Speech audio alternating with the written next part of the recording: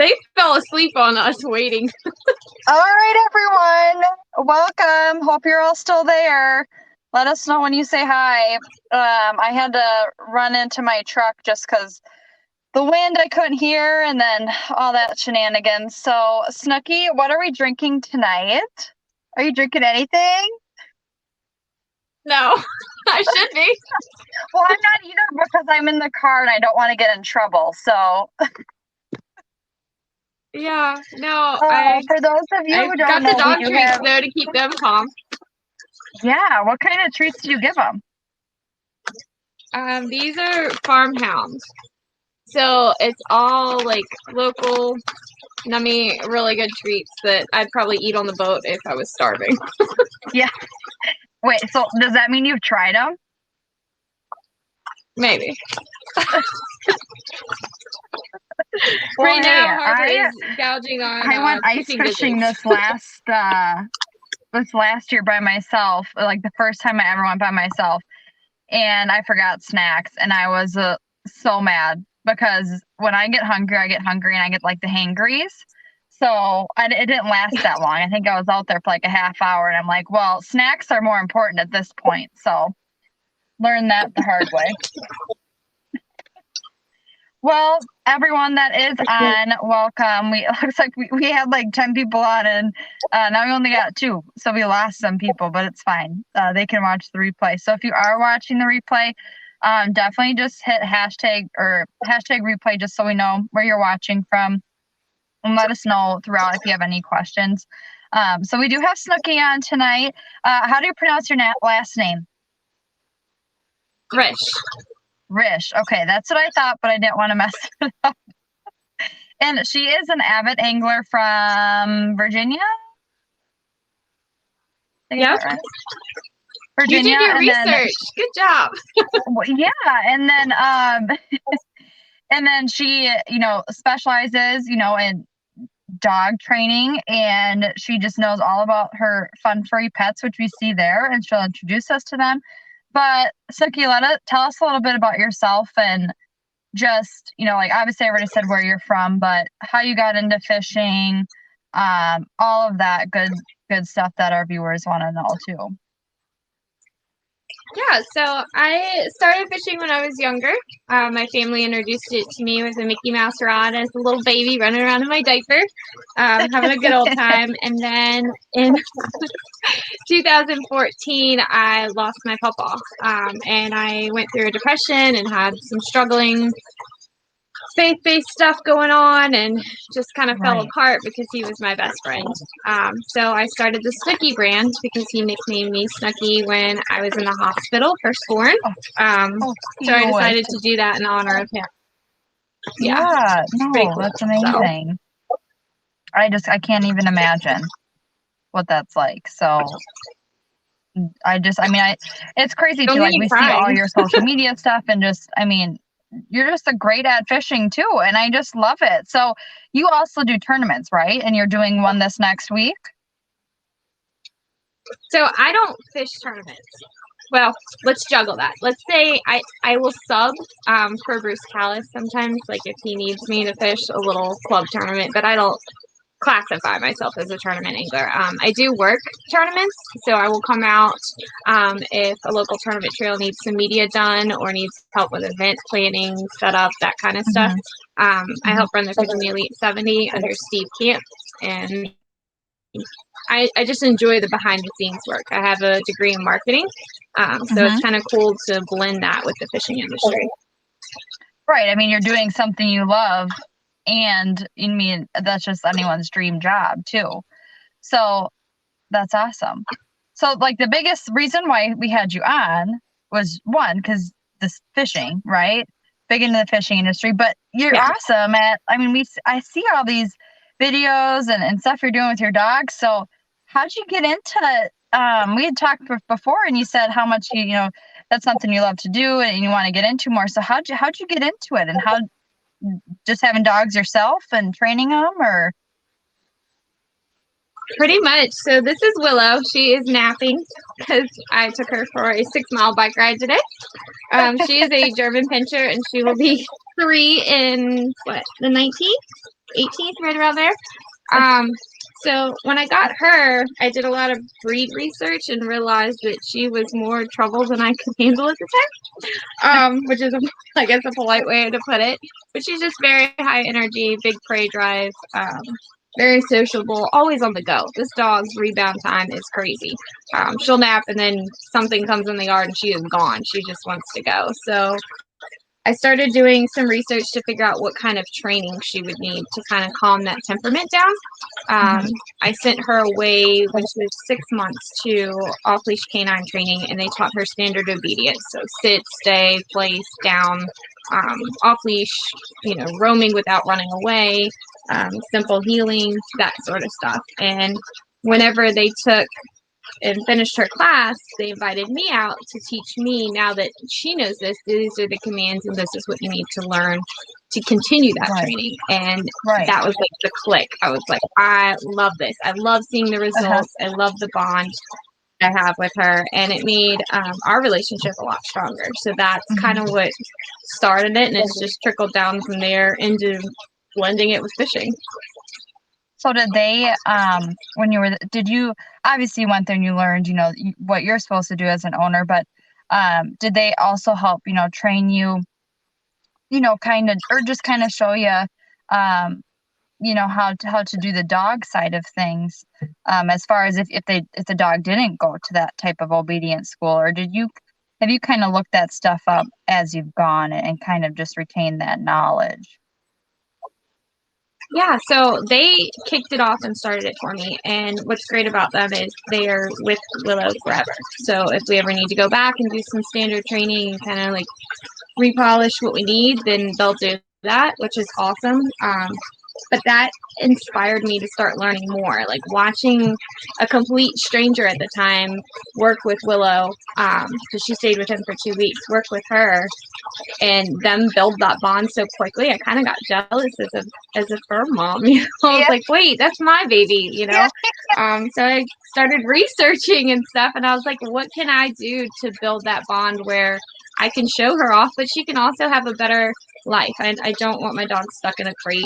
I want them to explore. I want to give them the world like they've given me spiritually. So we started training, and then whenever I got into the kayaks, I was like, oh yes, this is it. I can't, it was kind of like a guilt thing, I guess, leaving them at home, knowing that I'm going out and enjoying God's country and they're stuck in a crate. That just didn't set well with me. So I learned through a lot of research, YouTube videos, talking with her trainer, talking with a couple of Facebook groups that have posted tips and tricks on how to take their dog kayaking, and we just started. So I guess that leads into our next thing. Where would you recommend? So, if someone has never had their dog in training before, just have done the standard, sit, stay, calm type stuff at home, what would kind of advice if someone wants to start, training their dog so they can take them kayaking or take them on the boat? What would you recommend? And is there something maybe you can show, the viewers just with, what you have there? What would be some tips and tricks for that? Yeah, so this is Harbor. Harbor, wake up. They both just did their biking and their running. So they're tired. Harbor is a rescue that I found at 6 weeks. And after the proper trying to figure out who her mom was and all that stuff and realizing that she didn't have a family, I adopted her. So she did not go through the training, which is kind of cool to compare the two. So when I started training her to go out on the kayak, it was different. Like I had to build that bond with her because not only was she new to the family, but she was also just new to everything. Something as simple as a vacuum, she's underneath the kitchen table hiding. So we had a lot more work to do with Harbor than we did Willow.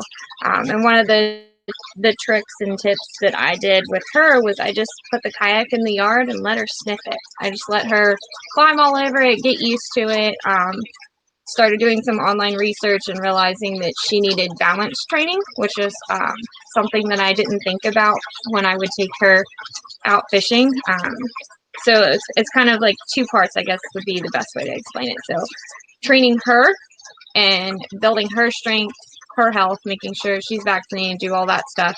And then the second piece would be introducing just the smells, the sensory, all of that to her, so that she wasn't fearful of the water or something as simple as chasing a lure that could end up tragic, which she did when she was a pup. She, when I wasn't looking, decided to go into my tackle box and get a crankbait through her lip.